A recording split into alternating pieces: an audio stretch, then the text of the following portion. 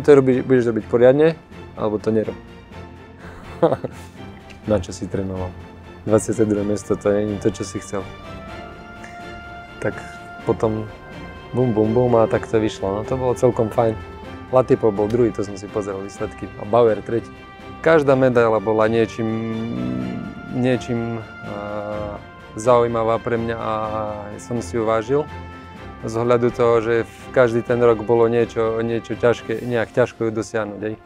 Asi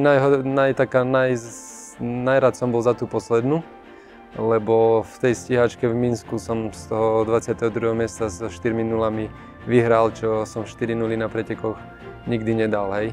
Túto medailu som získal v deň svojich narodín práve. A viem, že keď som odchádzal na štadión, na preteky a v hotelovej izbe sme mali veľké zrkadlo a keď som otváral dvere, tak som sa zastavil do zrkadla a som si povedal, že veď nebuď blbý, a dneska máš narodenie, tak by si sa mohol potešiť, že všetko je možné.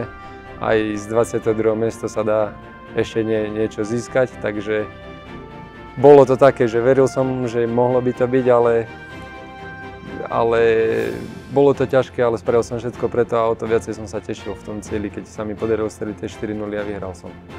A bolo to aj ten impuls, že ešte do tej sezóny určite aj už keď tie zdravotné problémy vtedy vyskakovali.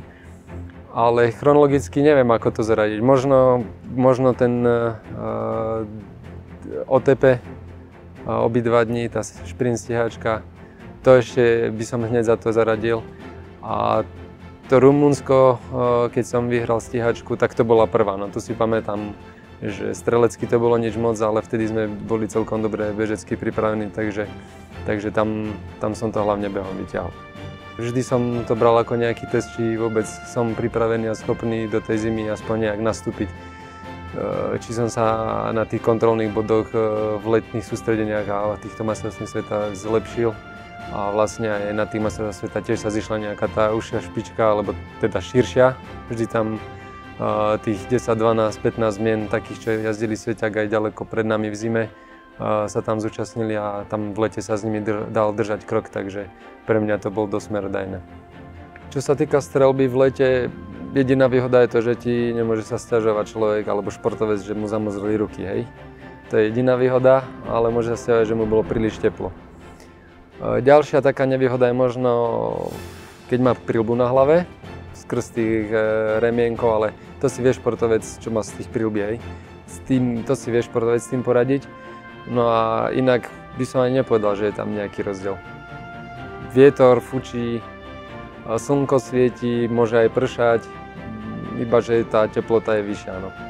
Tak ja dúfam, že zatiaľ som najúspešnejší, že toto nové mladé pokolenie, ktoré pri tejto obmene teraz sa začína pretekať a ukazovať, že budú úspešnejší.